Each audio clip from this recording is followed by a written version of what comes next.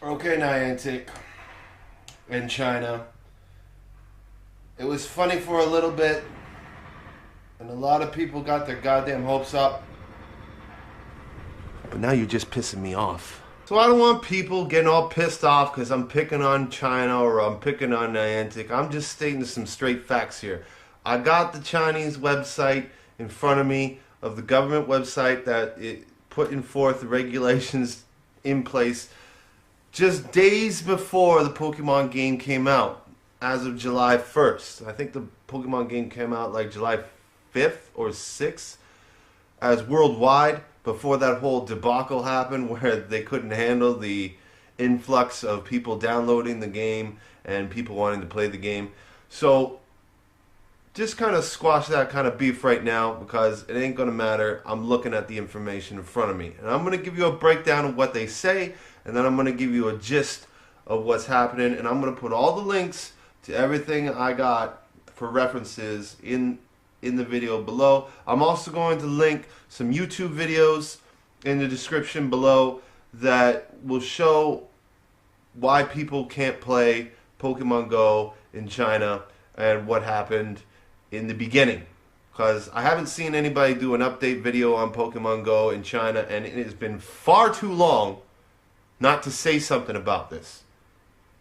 Alright? As an avid fan of Pokemon Go, I played the Pokemon Go Game Boy games, I played the trading card games, I watched the TV show for a very long time. You know, that was part of, me growing up. And when Pokemon Go was released in China, it worked for about 30 minutes in the very beginning. And I'm going to post some pictures as I talk about what we saw in China and what happened in China after the fact. Well, we all know, if you ever tried to play Pokemon Go, that in the beginning it was pretty much a no-show. There was nothing going on. So it was very difficult to get the game to work. And Niantic made a decision that they're going to roll it out nice and slow to country by country over a period of time. But the last group of countries that, from what the Reddit on Pokemon Go release status says, that the last releases were sometime around October of this year, 2016. So right now, I did a little bit of a breakdown because I went on the Chinese government website of the National Internet Information Office, which is regulated by, obviously, the Chinese government. And, these rules are pretty standard for China. So we'll go over a couple of quick ones right now. They don't want any kind of criminal acts. They don't want the spread of violence or terror. No pornography. No rumors of illegal information. They don't want privacy being stolen. They don't want malicious charges to users. They don't want any kind of fraud or deceptive behavior that would damage the legitimate rights and interests of the community, which basically means the community as in the People's Republic of China, the government that's put in place. That's pretty much standard, and I understand that. And the rest of the laws are going to go pretty much in the same idea, but there is some of the laws and regulations or provisions, as they state on the website, that they want to respect and protect the intellectual property rights.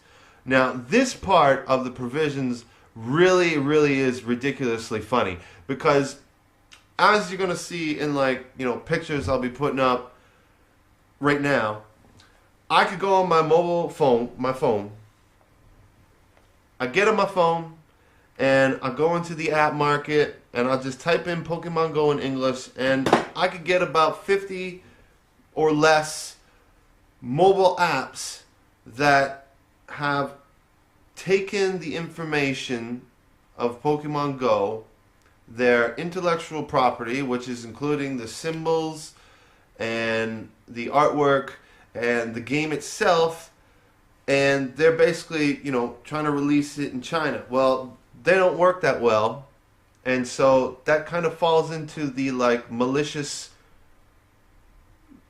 behavior or fraud in a sense, and it affects intellectual property rights because this game's not out in China.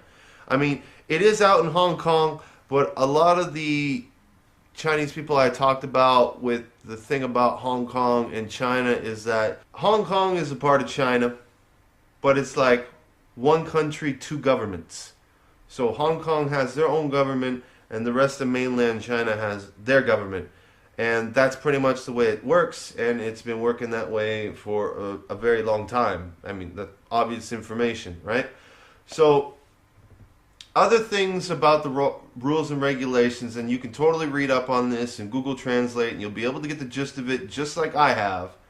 And I know some people will probably say, well, you know, Google Translate doesn't translate Chinese that well. Well, Baidu doesn't translate Chinese that well, and if you know anything about China or living in China, you'll understand that in China there are like something like 53 different provinces, and in those provinces there's, you know, a plethora of different cities, and all those cities have their own local hua, which is their own like local dialect, and one city to another might not understand the same words as they speak because the local dialect can be different. Even if, you know, I translate on Google Translate, I've been living in China long enough that I can get the gist. It's not hard to put, you know, one and one together and come up with a legitimate answer. So, other things they don't want mobile app games to do, as it says here, they don't want it to endanger national security. They don't want to disrupt social order or infringe on legitimate rights and interests of other laws and regulations. Pretty standard stuff. Now, the other things that could be the reasons why Pokemon Go is not in China is that also some laws that they do not want you to be able to do is to be able to get the geographic location, read the address book, use the camera, enable recording video. The applications must not install irrelevant information. I find these parts of it very kind of vague, because if you ever been out with Chinese people or you go walk around in China, or you pretty much do anything. I mean, they have all kinds of social media, they have all kinds of social games on their mobile phones, and most of the time you'll see Chinese people just walking around, you know, they taking their selfies or taking a picture. They'll have that Snapchat filter thing where they make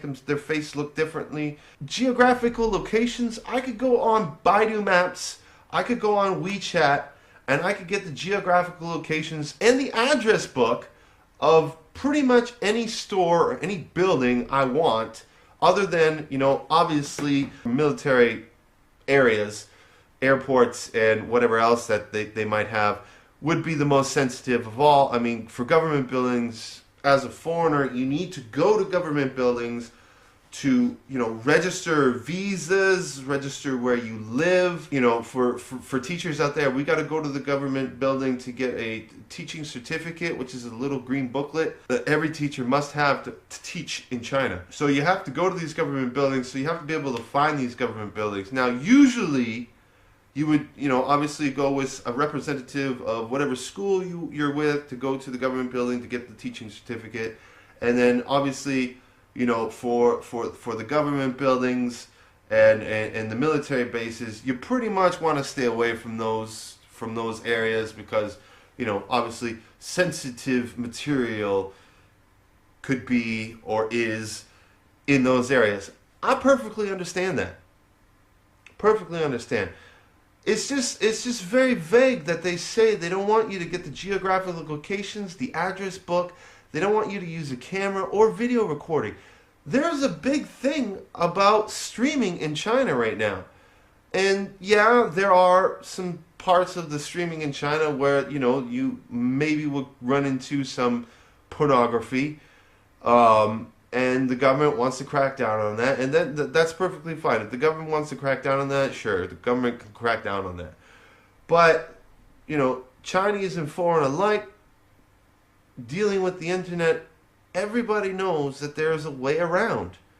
The Great Firewall is put in place. You can still get around or over or under the Great Firewall. And I mean, they have people working around the clock to make sure that these sites are not shown in China. That's not what I'm trying to get at. What I'm trying to get at is to play the Pokemon Go game in China, because I don't want to go get in trouble, risk my visa, trying to get some augmented reality, catching a Pokemon, whatever Pokemon it is, anywhere around any military establishment or government building, because I realize that you could get in trouble. I would want to go to like the Great Wall in Beijing and travel around the Great Wall, spend my money around the Great Wall, and just go around catching Pokemon. I mean, I think that would be a really good idea. It's a wonder of the world. If it's the case of national security, I mean, surely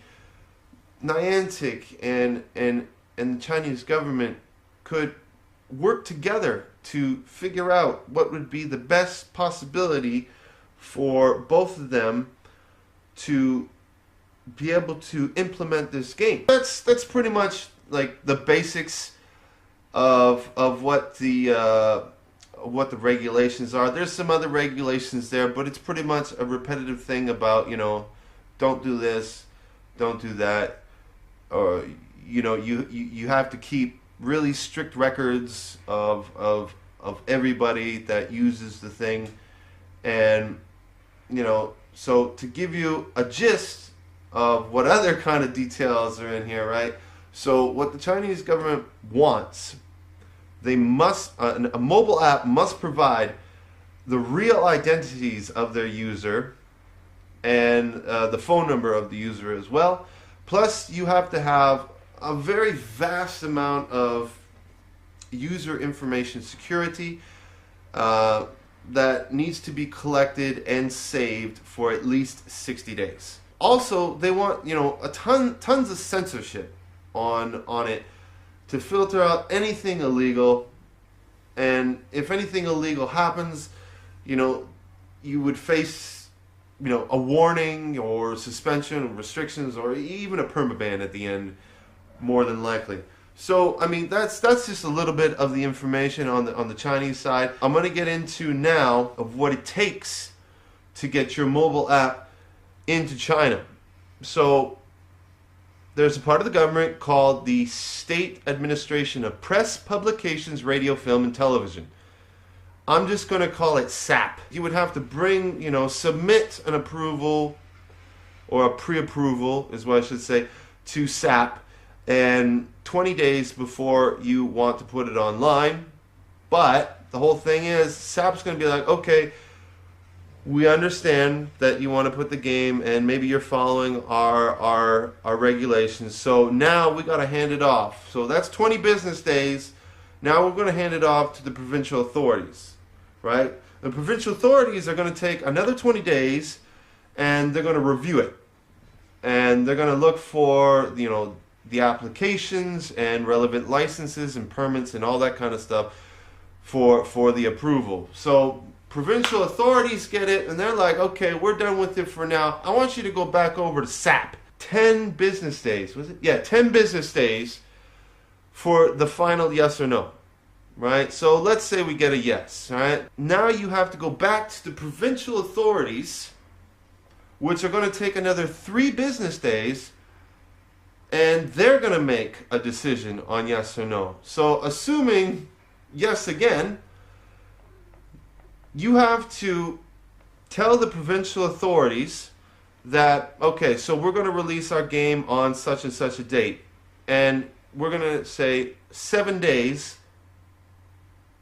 give 7 days of pre-launch. If by chance, you don't launch the game in 7 days, right, you have to contact the provincial authorities again and tell them that, the launch is going to be within 20 days of the 7 days of the approval days of the application processes that have been approved before. That's on China's side. Now, for Niantic, and I gotta tell you, I gotta say this to Niantic, and I hope somebody from Niantic sees this.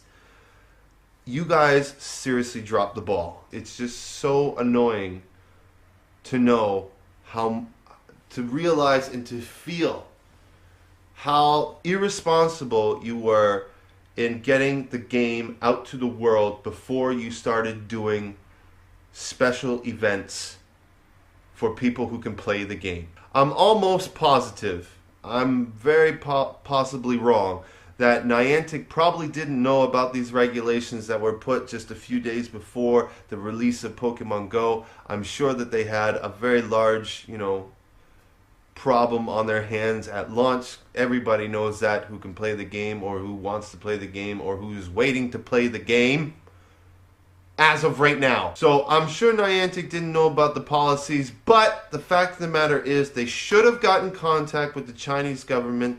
They should have sat down with them and to try to develop some guanxi. Get some guanxi, take these people out to dinner, whatever you need to do to expedite the process of getting your game out to China. And not only China, the rest of the countries like South Korea, India, Nepal, Malaysia, China included with that.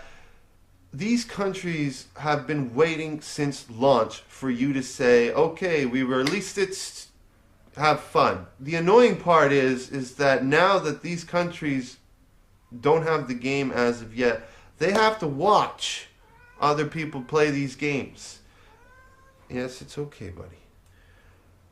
And me, myself, I've been watching, Trainer Tips, Nick from Trainer Tips. I mean, he's been doing an absolute fantastic job with Pokemon Go. Doing such a great job. I mean, he's got other mobile apps that help you understand Pokemon Go or figure out where other Pokemon go. He's done great theories of what's been happening.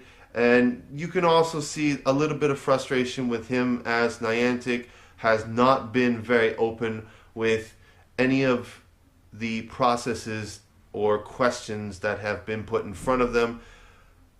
Whether or not that's Niantic's plan is up to Niantic or up to whoever is in charge of, the PR at Niantic. Niantic, I mean, I'm going to tell you this straightforward. If you do not have this application out in China by the beginning of February, late January, you are absolutely the dumbest business I've ever seen in my life. Because if you do not know anything about Spring Festival, you better get on the ball. You have no idea how many people travel on Spring Festival. That is the major holiday in China.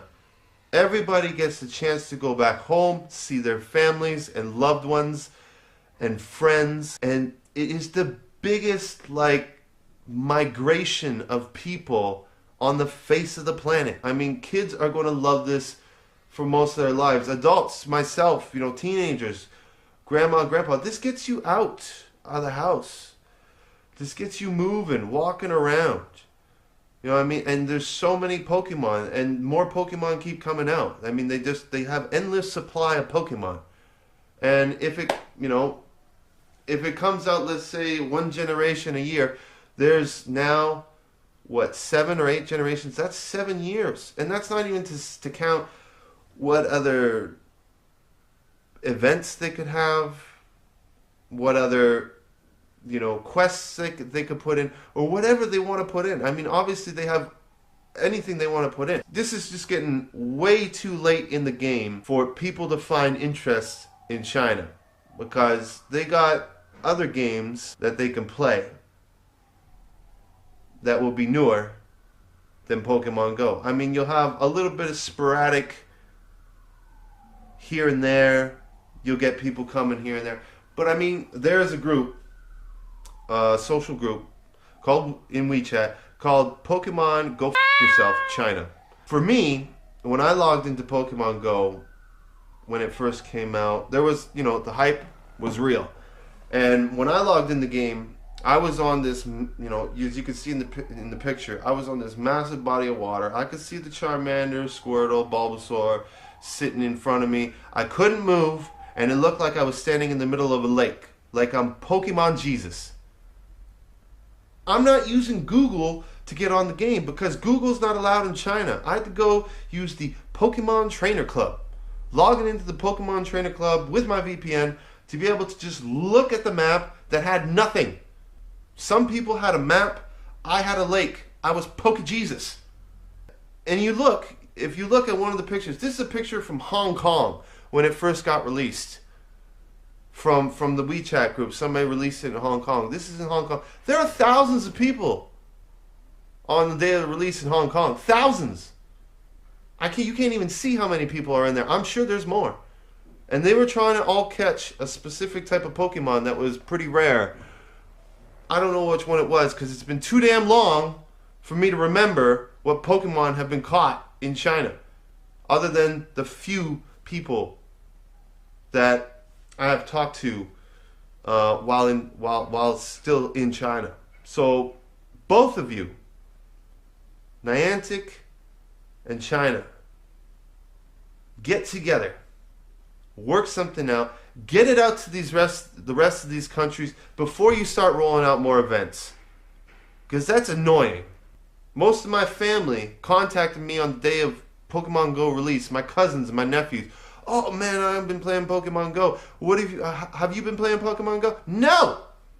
So, chop chop!